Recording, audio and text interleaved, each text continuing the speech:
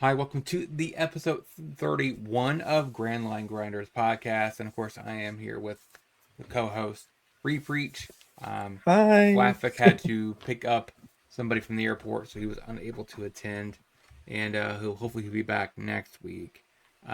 January, hopefully mid-January, is when of course we get OP14. Hopefully we'll start getting DatHalfbreed back in to the fold. But today, it's just me and my co-host, Repreach. How are you doing today? I'm doing pretty good. Been driving around all of the world, but hey, we're here and we're having a good time. I agree. So we have some more spoilers to talk about today. I think that's the end of the green, the blue, and the purple for EBO4. So next week we're going to try to make some deck lists and talk about them with Foxy Pirates and all that other stuff. So all the fun stuff. And of course today we are going to redo power rankings, even though it's not really a fun meta, I don't think. And of course we're going to look at the tournament from Peoria on the 15th. They had regionals, and of course, not going to be much of a surprise there. So let's go and get right into that. So power rankings, Ace, Emu, still right there, neck and neck.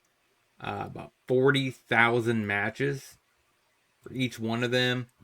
Zoro still trucking about 27,000 matches. Roger still fourth, fifth is still Sabo. You know, like most of these leaders have not really budged. And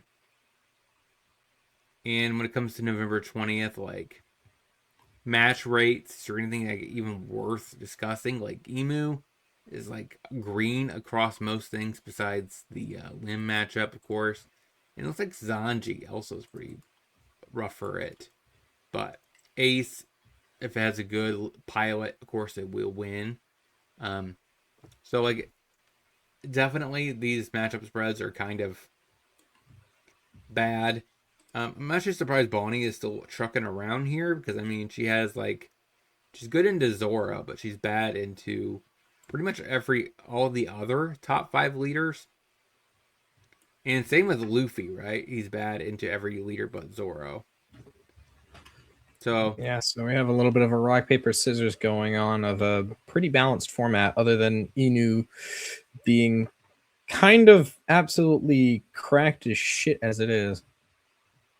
yeah, it definitely is. It's definitely one of those leaders I don't know why they printed it. And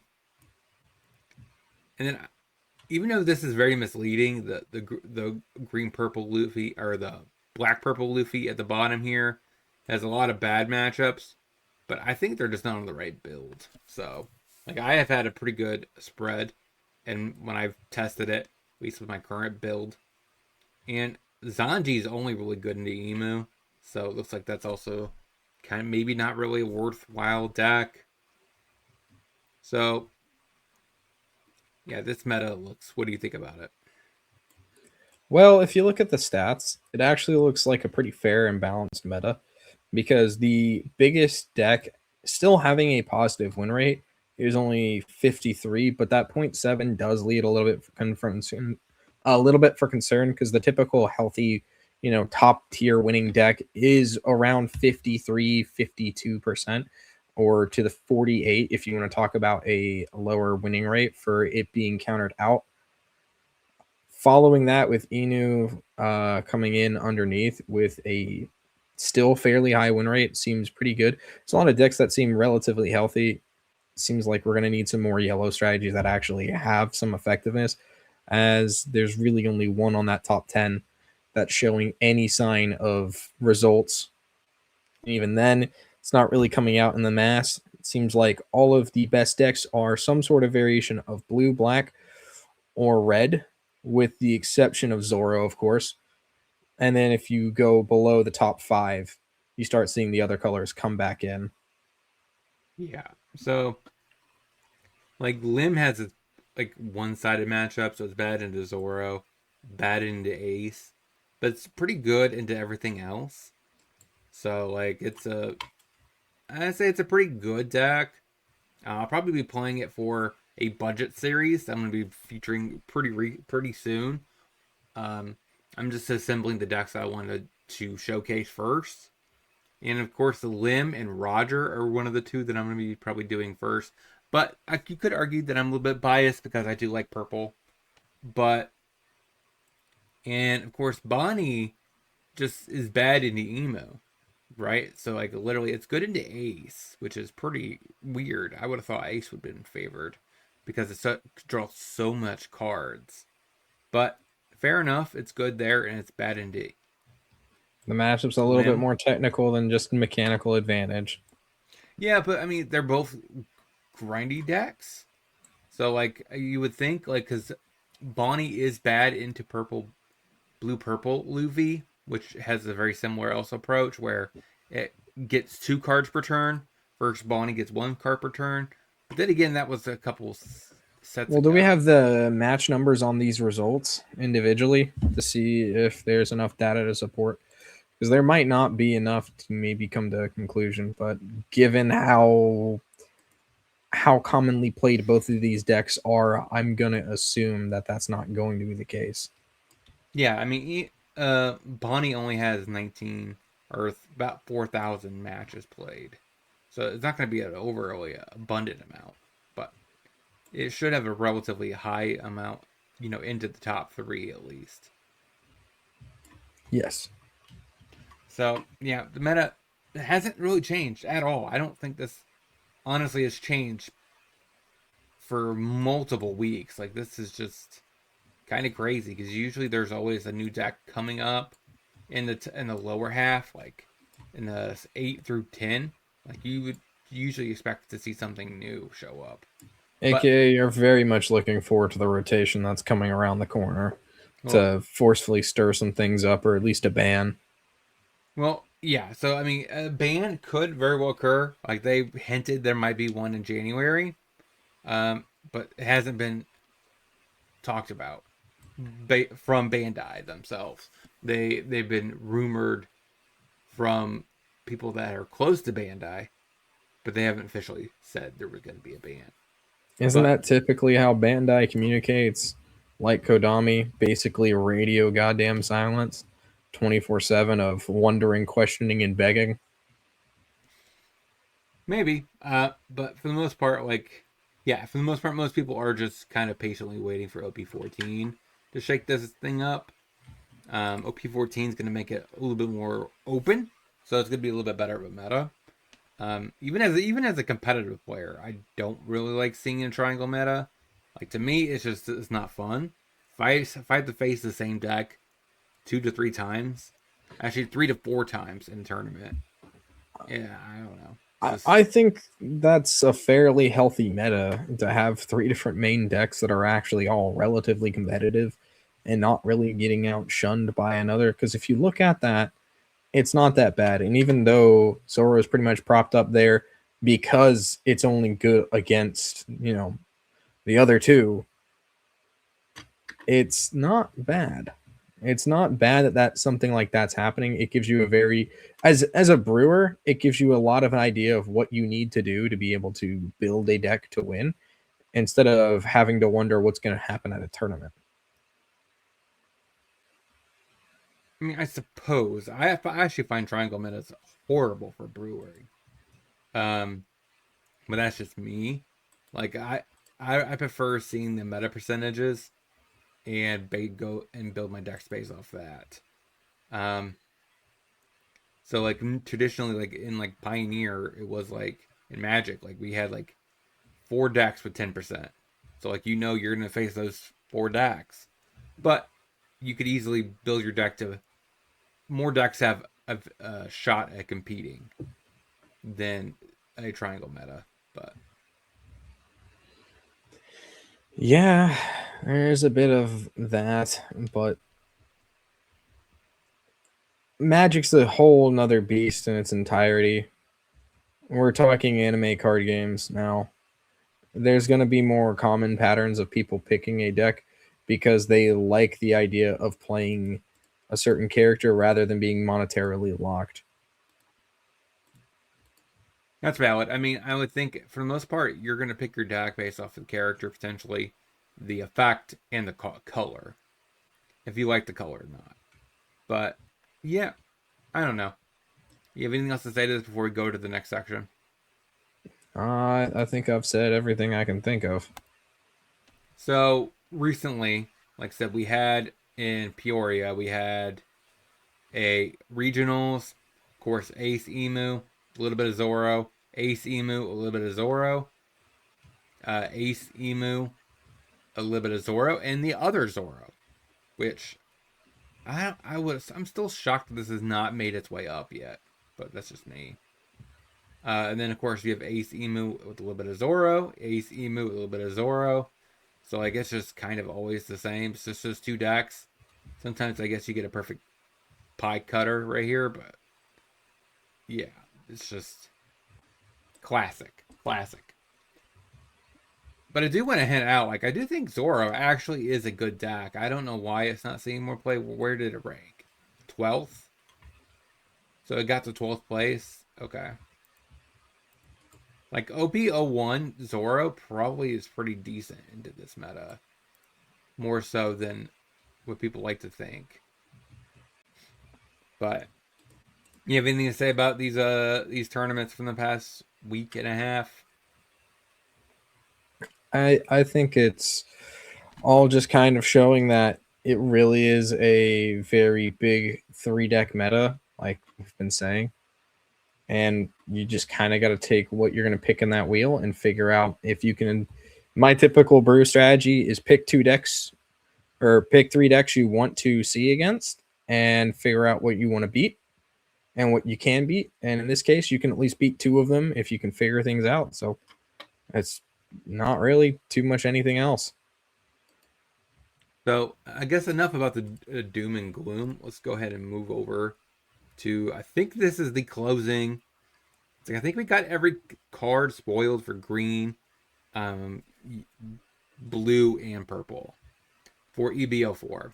So we do have this brand new card for Shirahoshi as a leader. 7-drop AK, attack 1000 counter. It has rush character, so it can attack immediately a rested character. And then on play, draw a card for each of your Neptune type characters, then trash the same number of cards. So if you have 4 Neptunians, you could draw 4, pitch 4. What do you think about this as a card? 7 Dawn. It's quite aggressive. I mean, it's an 8K, so it makes sense for that 7 Dawn. 1K counter also helps contribute into that.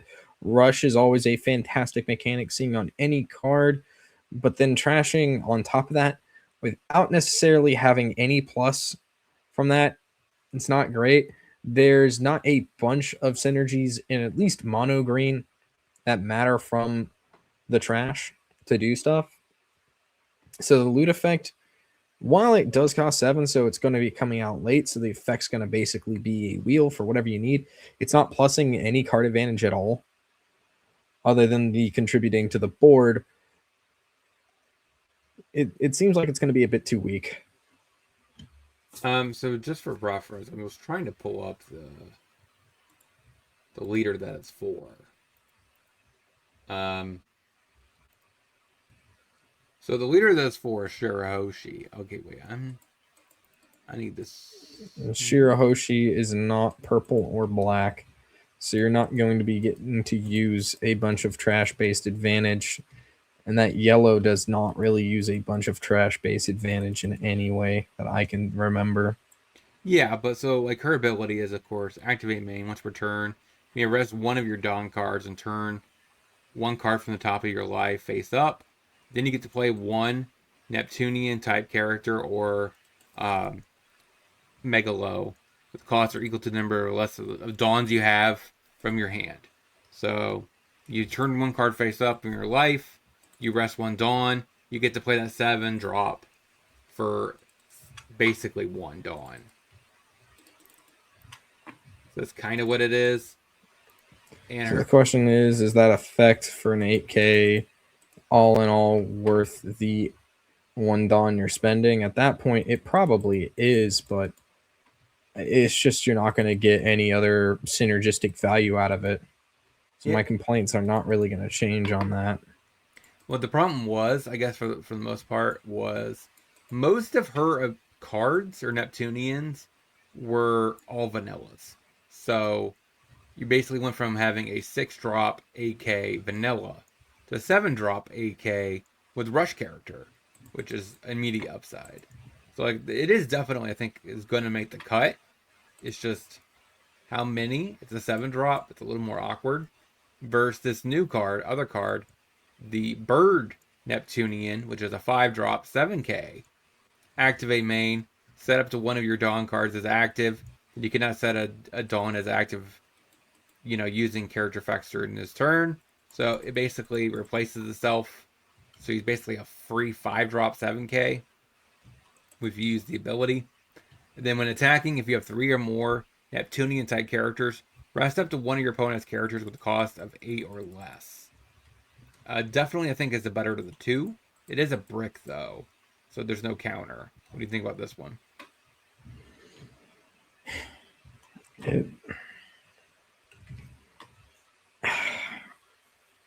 I think there's just not enough going on here to really make sense. I mean, the cost of 8 is always going to be something, 8 or less is always going to be something good.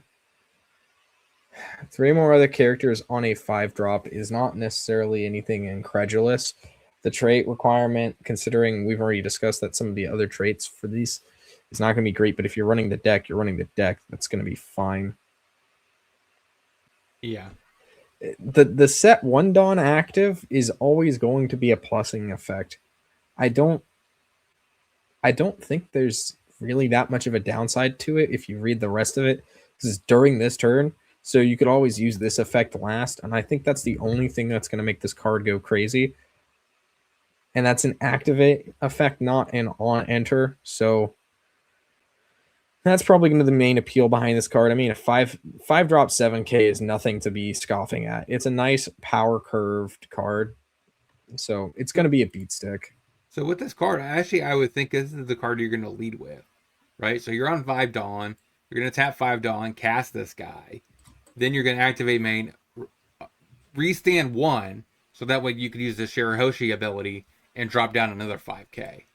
So you're going to end up having 2 5Ks on your 5 Dawn turn, which is not terrible. So I definitely think this one's going to be the more playable of the two. Like I said, you can actually get to do that. Makes it a little bit more stronger because, like I said, you can hard cast this for 5, restand a Dawn, and then use that 1 Dawn to Shirahoshi's ability and play another body that's basically comparable to this. So I do think that's going to be like the best, most aggressive start you could have with the deck. Is it going to make it playable enough? It could. I think I actually did. I think I went 2-1 in my video playing Shirahoshi. So like these 2 cards will make a little bit of a dent and make her a little bit stronger. But we have another card for Carrot, a Miss Thumbs, 6-drop 5K 1K counter. It is another common, which is, I guess, okay. Your turn, if you have 3 or more Minx type characters, give all your opponent's characters -1 cost. On play, if your leader has the Minx type, play up to 1 Minx type character with a cost of 5 or less from your hand. So you potentially could get 2 5K bodies for 6 Dawn. This card also does have 1K counter, which makes it a little bit more util. But yet again, is there something that abuses cost 0 or cost effects inside of green in specific, or inside of the Minx category with Big Mom? With the Carrot, it's more of Carrot's actual leader, right? I thought she was 8. Yeah, she is. Okay. So, Carrot. So, her ability is, as a leader, activate main once per turn. If you have a Minx type character, rest up to one of your opponent's characters with a cost of 5 or less. So, you're basically making a 6-drop become a 5, so you could rest it. So there is some sort of advantage that lies in with this. Yes. The question, this is the I mean, it's a constant though. So if we have some, but that's one card effect. Do we have anything else that's able to utilize it, or is it just the one Well, we that have you the have to focus on combo? we had this event one time also in the set where it minuses 3, so that way you could rest an 8 drop. But this will allow you to rest a 9 drop. So that is a little bit interesting.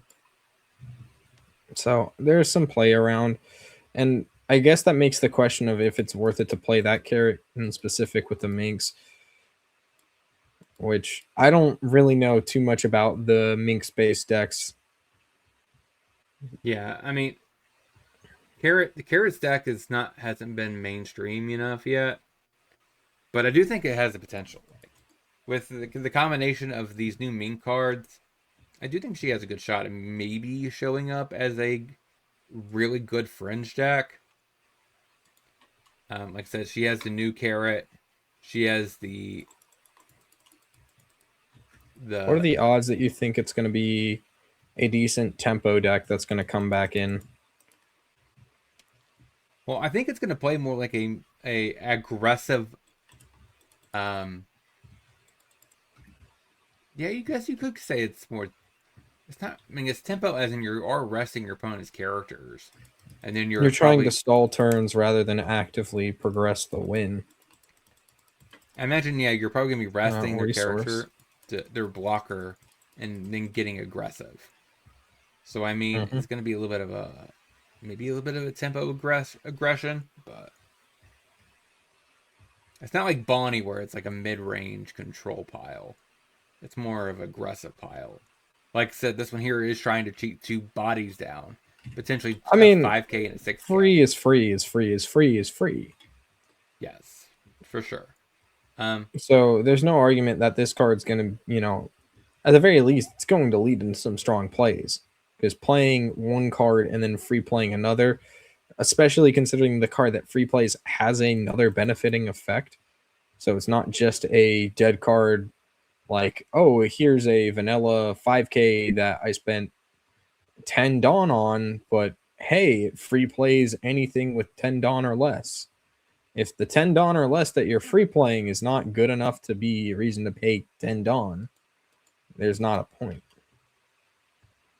And in this case, you're kind of adding on the additional -1 cost. That's always going to lead to something that can be usable in most builds, but in Minx in specific just leads the question of worry. Yeah, the question more, I guess, would be is how many blockers you care about at 6 cost, and to play in conjunction with this, right? Because I mean, there's like Draco, Mihawk, and Buggy, but 6-drop blockers. I mean, most of them are 4 or 5s, so like she kind of already taps them down. But fair enough. I do think this is probably going to show up as probably a 3 of, maybe 4 of. I don't know if it. Let's see. I think I could see it as a 3 of. Just based off of the general profiles of how we play modern One Piece. Yeah, I mean, it has a counter, so it's definitely going to, show. Probably, I think it's a 3 of. Maybe as a 4 of if you're really looking to do maybe a much more wide approach, maybe. I think this card also got spoiled this week. Shark Brick Fist. Counter. Up to one of your Fishman type leader or character gains 3,000 power this turn. Then you can set up to one of your Fishman type characters to active. So this one is mainly for the 20 OP12 Jinbei, right? So your in step, you get to untap a Dawn, and then you get to untap a character. So this also follows suit. You get to pump your leader or a character, and then untap another character. That's a Fishman. You got anything to say about this one? It's hard. It's very hard to scale cards that are going to your trigger. It's hard to scale those. I think the main effect is fine. Plus 3K for 1 Dawn from pitching a card as a general thing on defense is great. And then setting something as active so you can reblock is not going to be bad, especially at 1 cost.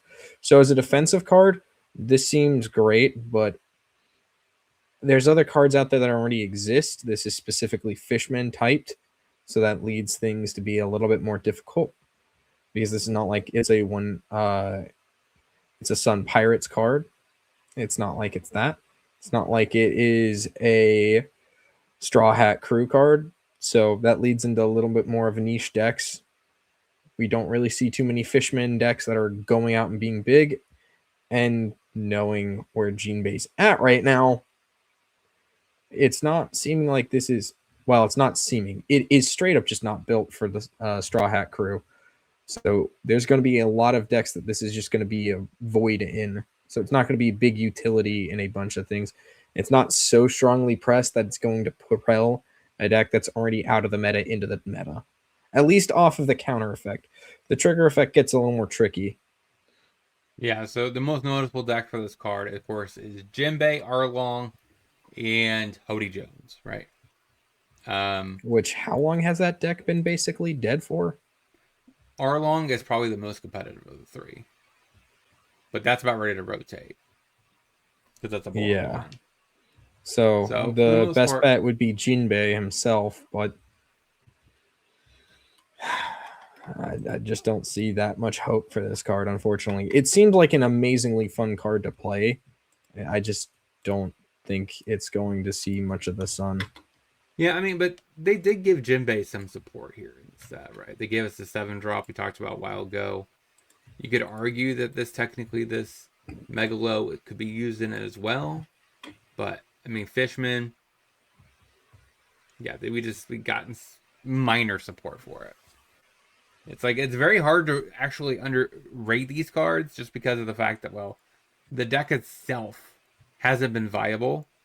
But it's like, can this card funny make it thing viable? From my days of playing Magic and all that is, and I know this is probably a broken record at this point, but my friends used to say that you can't judge a card based off of decks that already exist because the card might make a deck that doesn't exist or fit into a deck that doesn't exist yet. So trying to solve it for a deck that exists is not the thing you need to do. And that's the hard thing about making correct card design judgment. I mean, yeah, you definitely could argue maybe down the line there's another green Fishman leader that this might actually be a powerhouse in. But it seems like the at least the newest Fishman leader is, of course, blue. So, like, are they switching gears and making Fishman more blue going forward? And so maybe that's what makes it so tricky, right?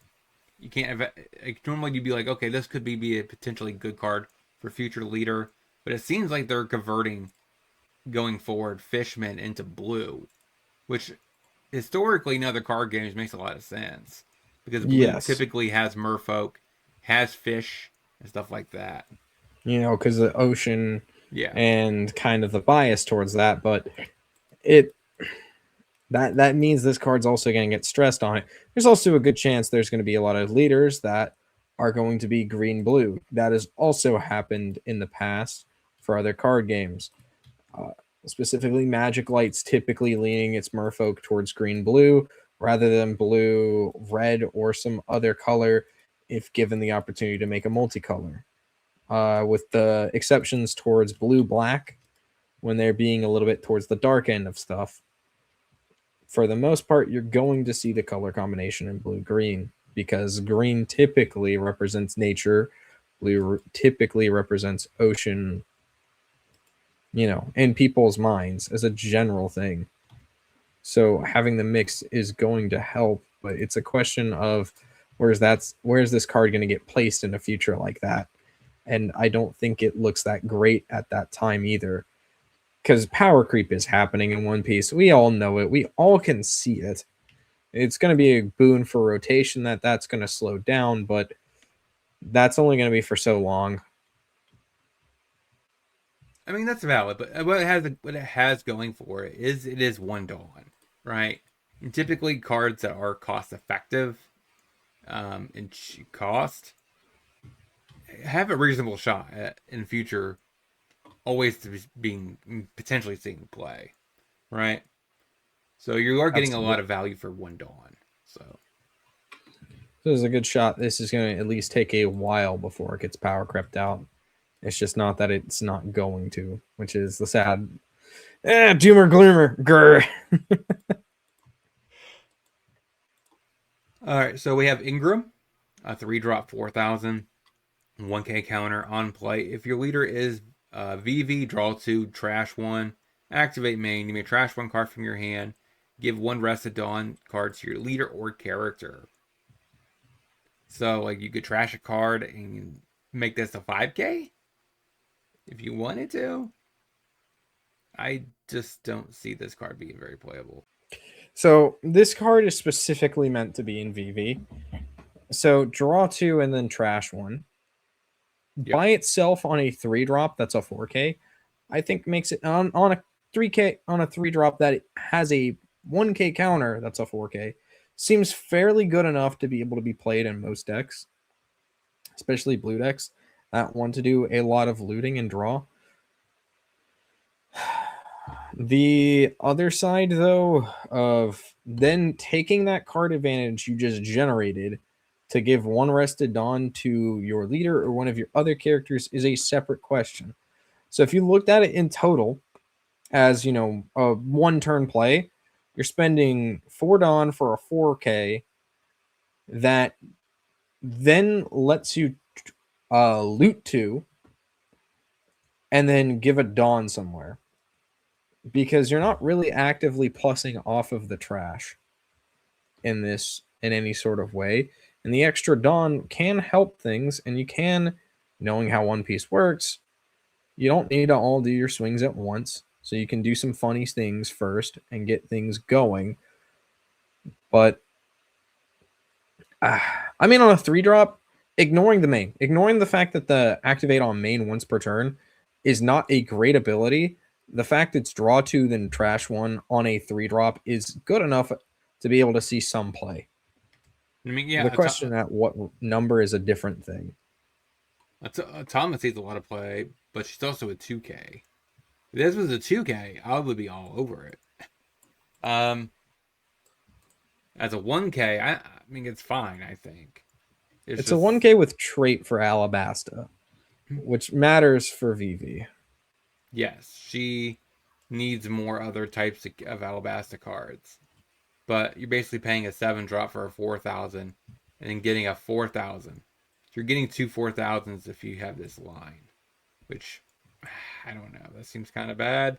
But it's better to get a free 4,000 than it is to whiff entirely. So you got to think about the positives, small positives. And then we also got another Alabasta card, a 2-drop, 0 cost, 0 power, 2K counter, activate main. You may rest this character, trash 1 card from hand, up to 1 of your Alabasta type characters gain unblockable during this turn. Recently, in a podcast with Flaffic, I made the comment saying I would like to see unblockable be a blue keyword added. And this is, I think, the first card that has that printed on it. Unblockable. Bro was literally going in the DMs.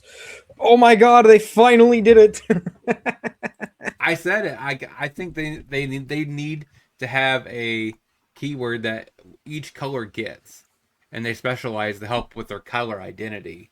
And unblockable does seem like a very blue thing through historic lens, but it's officially a keyword. What do you think? It's officially a keyword. Now, leaning back into the knowledge of ye old other game, I do have to have it noted that One Piece does not need to follow the path of magic, and having blue have unblockable and the card draw and the merfolk doesn't necessarily need to be a repeated thing. They have the ability to have their own card identity and all that. So that leads in towards a funny territory that could not be great for the future of the card game. But on the other end of the spectrum, hey, this card's good. This card, even though I would prefer for something that actually costs on not to be a 0 when I am playing it out, it is a 2K backup. Yeah. That has the power to give something unblockable for no Dawn cost. That is always going to be a strong win condition by itself. Playing this at 2 Dawn on any turn in the current state of the game can just outright win you the game entirety. Based off of how the sacking decisions happen with when you play a new character, because this is a card you'd rather play late than early for the ability to hold on to the option of whether if you want to play as a 2K backup or as the unblockable, because you can immediately drop this and then do the effect. If I'm not, am I wrong on that? Yeah, you're right. Yeah. Now, the other thing you have to keep in note is it's probably also going to be a +1 in life. I mean, unless your opponent, of course, doesn't care about this. You're going to rest this, trash a card, get something unblockable. Your opponent most likely will be attacking into this. But then again, sometimes it could just be they're attacking in with a searcher, which is kind of irrelevant. But if they do attack in with a actually good card, like a 5K attacker or higher, then you basically gained a life. So, as well. Mm-hmm. But yeah, she's just a very good utility 2K that sometimes you'll just play out to give something unblockable to potentially close out the game. So there's going to be some sort of a powerhouse getting wielded with this card. It's just a question of who's going to cook it in. I mean, it's an Alabasta card, so they're definitely feeding this towards VV and trying to set this up. And looking at that the 3 or 4 drop we just looked at that has the draw to, and yet again, you don't need to activate its main ability. You can just hold on to it. It has a perfect kind of synergy where you play that, you set up into this, and then you have a free life swing. Yeah, but it's a little awkward that how many cards between these two are actually just trashing cards from your hand. Well, no, it's a net sum of 0 cards trashed from your hand. Like for Ingram, or for this one? If you go Ingram into Terracotta. If you go, if you play Ingram on the turn prior, and then you go into Terracotta on maybe their next turn or with something else, or you follow with Ingram into Terracotta on your 5 Dawn turn, and then you give the unblockable to your 4. Well, not even your 4, because keep in mind they can't block, so you could give it towards your 1 Dawn drop off of the beginning of the game. If you do it that way, you could set up into something where net in hand, you just played 2 cards from your hand. You didn't trash anything from it. The advantage is not lost. Because you're going to draw 2, then you're going to drop 2. So you basically never drew anything. Yeah, the only downside is it does not give your Alabasta type leader the unblockable. It's strictly on the character. Which is kind of sad. I don't think that is. I mean, for testing the keyword and the mechanic, that is a good start. So next, we got a 4-drop 6,000 bluegrass on play. Place up to one of your opponent's characters with the cost of 1 or less to the bottom of their deck. When attacking, you may draw a card and trash a card from your hand. So this is a Kuzan support, most likely. So that way you draw a card, you trash a card, then you draw another card in Kuzan. While also bottom decking a searcher. She does not have counter though. What do you think about her? 4-drop 6K. Not overly accelerated, but it is accelerated on power. It's a fairly strong card. As a beat stick by itself, it beats over most leaders just in generic as a 4-drop, as it should. The draw drop, very strong on the attack.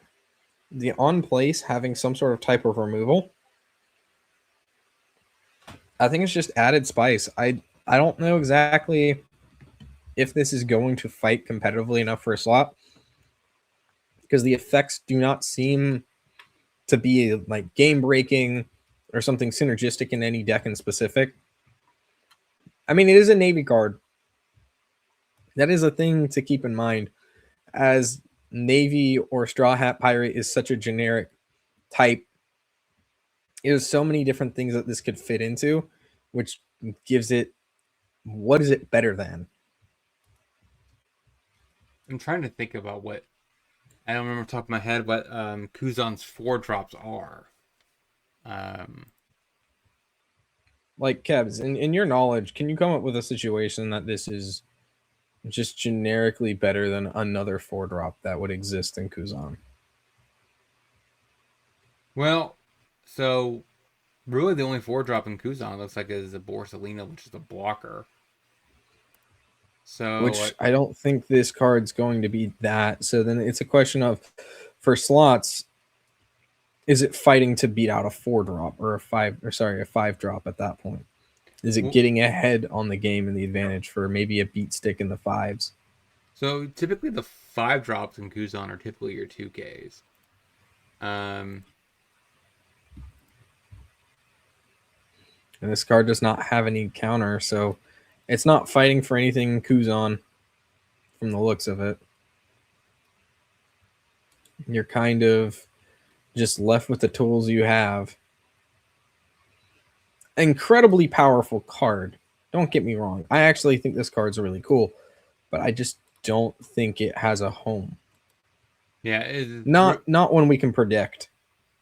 So the question is, like, Cavendish, blue Cavendish shows up usually as a 2 of Index. Is this the equivalent of Kuzan's Kuzan's Cavendish? So it shows up as a 2 of, just to draw 2 cards, trash 1 on attack. I don't think it's anywhere near that good. I mean, that is good. That is a good when attacking trigger.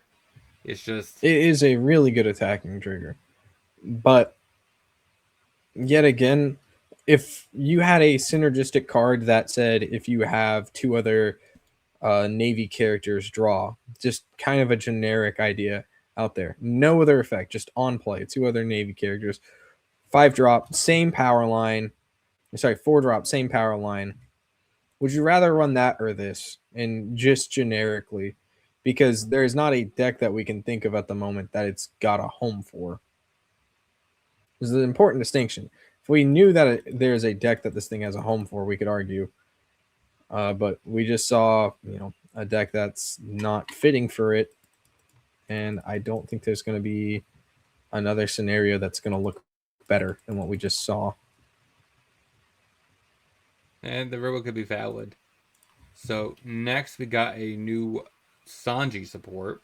1-drop. If your leader is Sanji, look top 3. Reveal up to 1 Sanji or event added to your hand. Trash the rest. Or this has a counter. You trash 1 card from your hand. Up to 1 of your Sanji cards gains 4,000 power for the turn. So not only is it a turn 1, filter. So where you could look top 3, pick 1, trash 2. But it's also a counter late in the game, and it can help protect your 3-drop Sanji, which I think makes it actually a really decent card. What do you think? Counter, but it's pay 1, trash 1 card, and it's specifically only Sanji. It's Sanji locked in its entirety. Yes, I mean, this is meant for that makes Sanji. It really hard. I don't. So it's going to defend your Sanji leader, right? Because it's not exclusionary. I think as a Sanji card, this card's going to be gas. Outside of explicitly a blue Sanji deck, it is going to be absolutely terrible.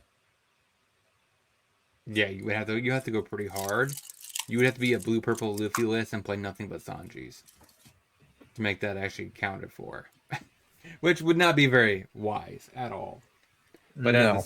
As a blue-purple Sanji deck, this might be enough to push it over the edge. Like that deck has been slowly getting pieces of the past two EB sets, and rightfully so. The deck, I think, should become mainstream. I want it to become mainstream. Hope it does. You have anything else to say about this card? No, I think we've nailed the card to the best of our ability. So next we have all that can be said. The next we actually have a decent card here. It's the new Queen. So 1 drop, 1000 attack, 1k counter. On play, you may trash an Animal Kingdom Pirate type card from your hand, draw 2. So on play, pitch 1, draw 2. And on top of that, you may activate main once per turn. You may rest 2 of your Dawn cards. If your leader has the Animal Kingdom Pirates type, add 1 Dawn from your Dawn deck and put it rested. So it's draw an additional card, it replaces itself, and potentially pitching maybe a brick. And you also later on, next turn or that turn, if you play this on your 3 Dawn turn, you play this, rest the other 2, and ramp. So it does everything purple once. What do you think about this card? So I think we've got to look at this at 2 different angles. We have to separate it as basically looking at 2 separate cards, because that second ability is a difficult ability to judge unless if you do that. So first off, we have to look at it as the 1 Dawn card that just generically says trash a card from hand. And there's specifically trash a traded card from hand to draw 2 as a 1k counter as a 1k character. It's not big enough to beat over a leader, so it's not doing that. It's playing and it's cantripping. And that's fairly all it's doing. So that's looking at it from the 1 Dawn perspective. Is it's cantripping and it's going card plus at 1 Dawn for a 1k character that's not really going to contribute towards board. I think that's a fair card to play. I don't think that's incredibly pushed. I don't think that's going to generate enough to make anything that's going to break the game or make massive waves. Now, we now have to look at it as the other way, as a 3 Dawn card. As a 3 Dawn card that cantrips for a 1k and accelerates you 1 Dawn. I think a 3 Dawn card that cantrips your hand and cantrips your Dawn is going to be kind of cracked. It's such an early way of accelerating. I don't think there are as many other sets or decks that, or even other cards that have an ability like this as early and as cheap as this is, because this is going to be your second turn when you get to wheel something this powerful out. I mean, this could always just be me reeling because, hey, big monies is always going to be a strong mechanic in most games. But I think this card as a 3 Dawn card is going to be crazy. As the 1 Dawn card, I think it's not anything to scoff at. As a hand plussing cantrip, that's a 1k. That's got only a 1k backup is, to put it lightly, awful. It's an awful card if you look at it that way. But 3 Dawn, then accelerate a Dawn. Oh boy. Yeah, I mean, and it's every turn, right? You could drop this on your first Dawn turn, second turn, ramp, your third turn, you could still ramp. So, like, it literally keeps stacking every turn. How much ramp you could do. Absolutely. And that makes it even crazier. But I think after you do it once, you start kind of falling into the what's it called? The sunk cost fallacy of where you're sinking more Dawn in to potentially gain more advantage. But in most scenarios, you're going to start losing out on what that advantage is trying to do for you. By spending 4 Dawn to get 2 Dawn over 2 turns, it's not going to be great. That's valid. You're just sinking too much in to the point where you could have dropped something meaningful in between those 2 turns using the 2 Dawn that you rested to get 1 more. That would matter more because it's earlier on in the game. And, it is a turn-based game.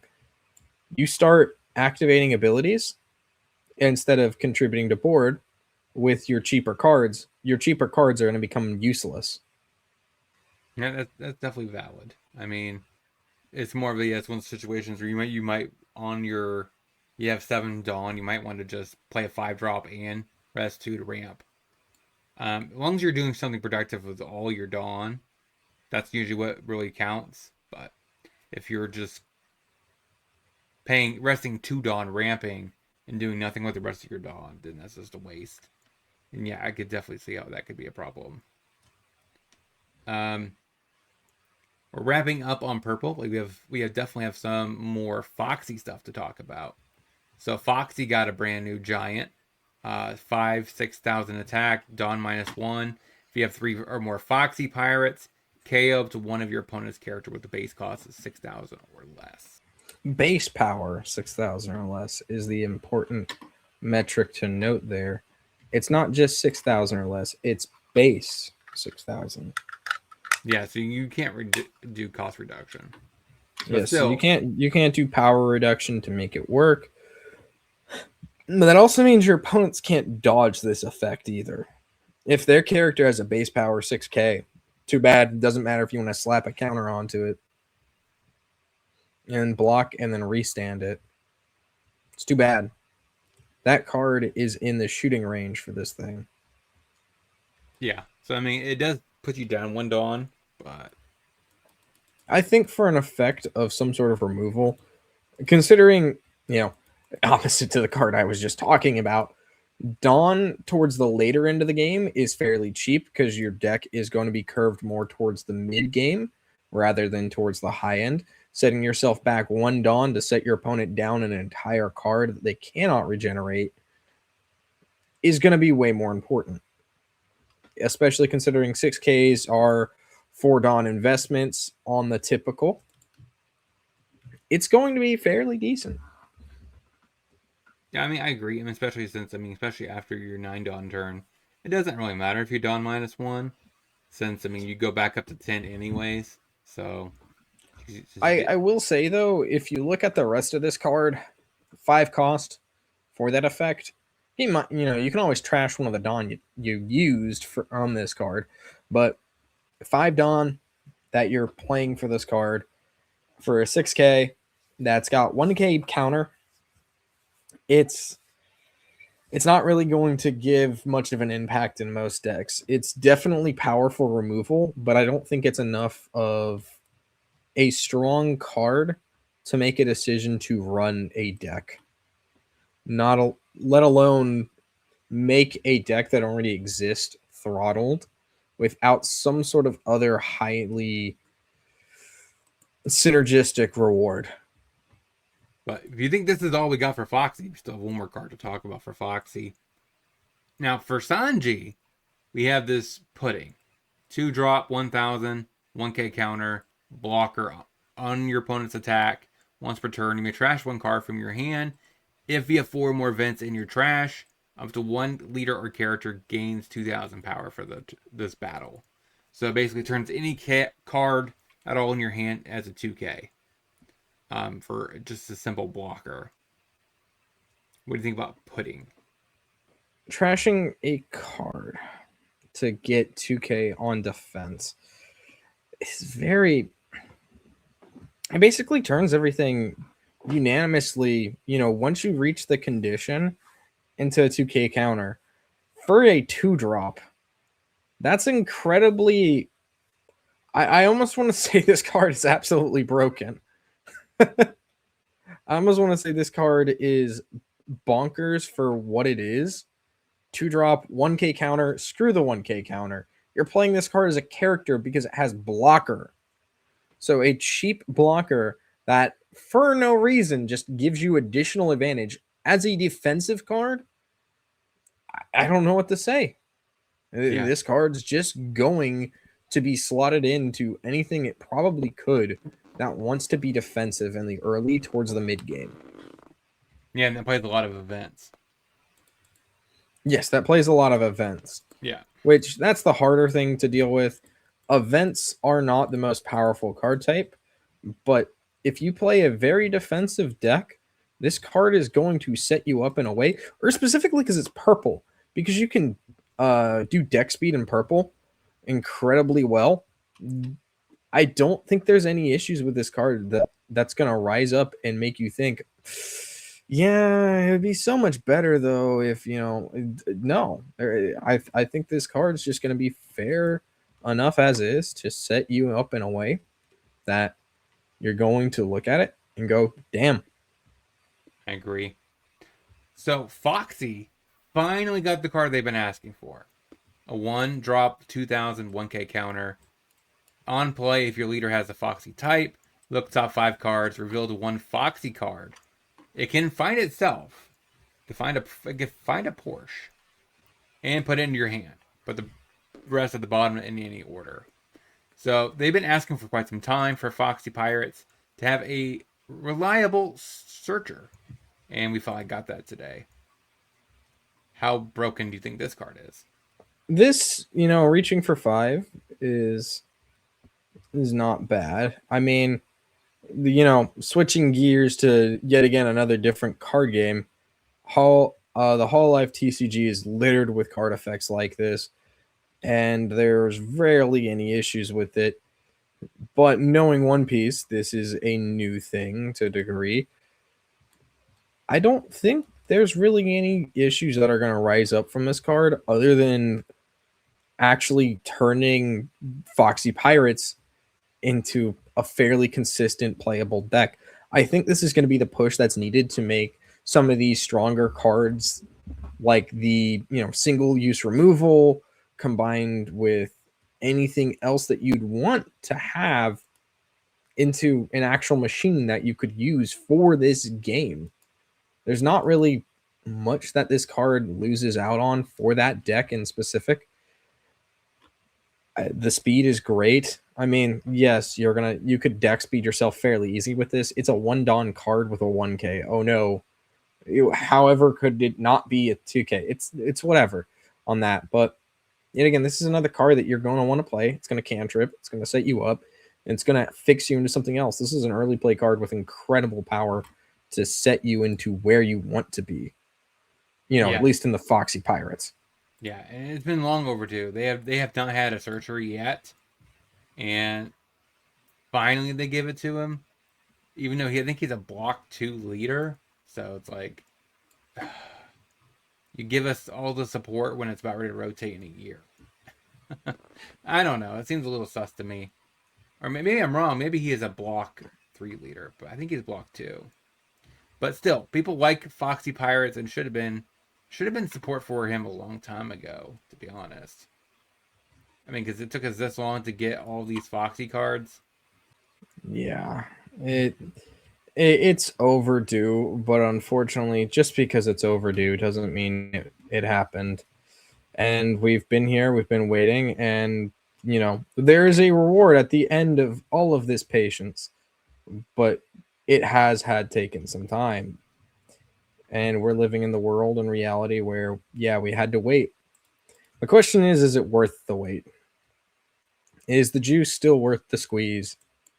And I think with how it's looking and how it stands, yeah, I would say it's worth the squeeze right now. I'm kind of on the hesitant branch on that one because they waited to the point where OP13 basically rotated the entire format. And then they want to give him cards to compete against. Probably with these cards, they would have competed probably in the last set. Like OP12 meta.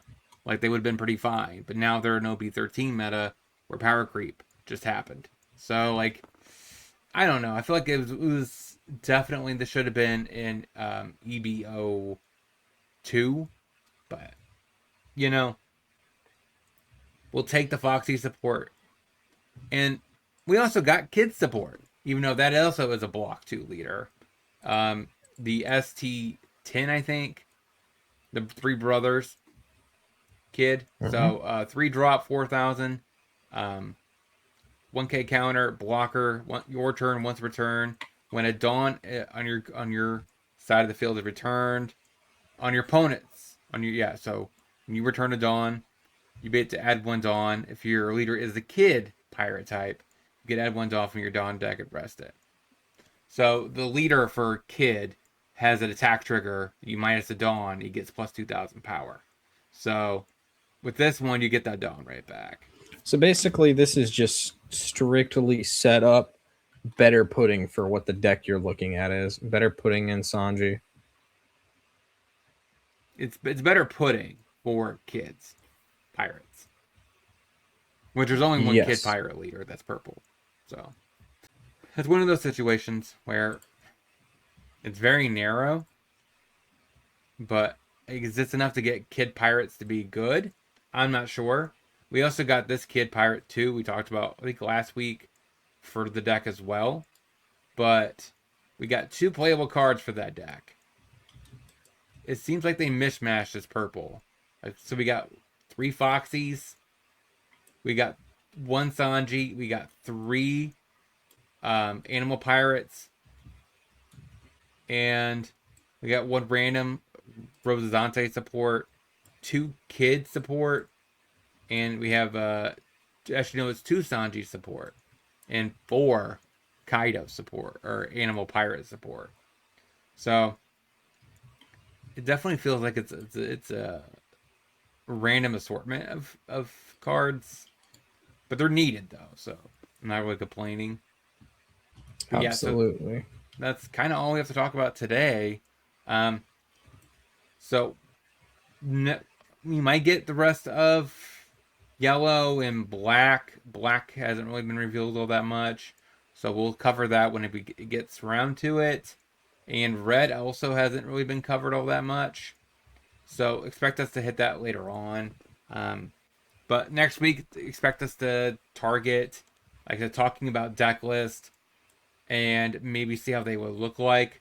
We might bring a Sarahoshi list, we might bring a Carrot list, and potentially a Jinbei list, but I don't know about Jinbei.